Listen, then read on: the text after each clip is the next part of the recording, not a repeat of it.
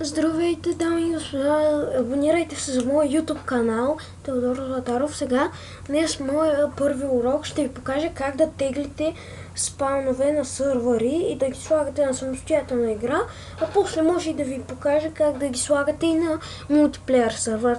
Само трябва обаче на мултиплеер сървъра да имате ранг, който да е опнат или поне да е силен ранг. И така, първо пишете Minecraft Planet. Ето това. И влизате тук. Пишете, аз съм си избрал един хубав спаун, който се казва Ice Spawn.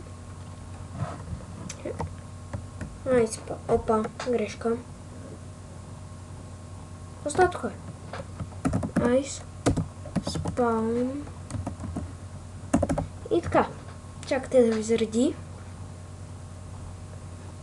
И ето този на мене ми харесва и затова него искам да доwnloadвам. Винаги отстрани, като пише downloadвате някой спаун, ви изписва, че може да се downloadва. Така, ето го спауна. Не, този не е с download, аз обърках. Аз натиснах грешното. Аз натиснах ето това, а този спаун, който се downloadва, е ето го този. Така. И ето го спауна. Downloadвате го. Запиши.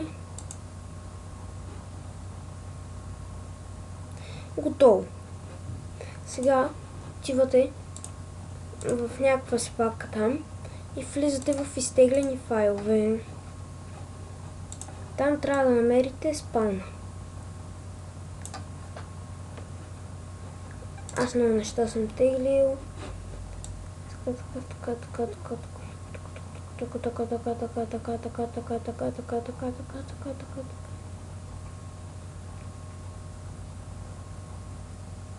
И ето го. Копирате го, всъщност изрязвате го и го поставите на десктопа.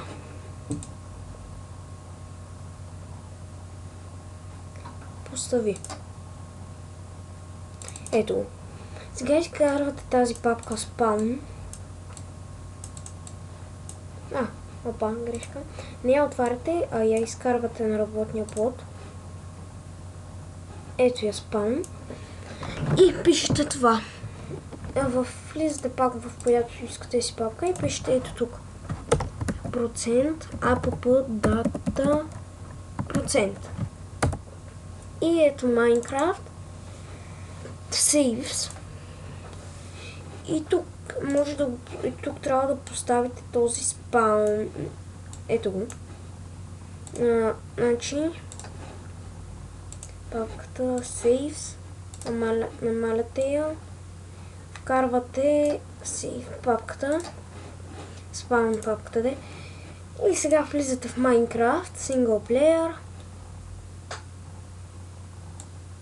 И трябва да я намерите някъде. Ето го. И сега ще видите iSpawn. Правен е с World Edit. То се различи. Ето го. И така, това е първия урок от мене, който всъщност стана добър. Абонирайте се в линка на клипчето, ще ви напиша моя Skype. Абонирайте се, пишете коментари каквито искате и така довиждане от мен Теодор Златаров. Чао!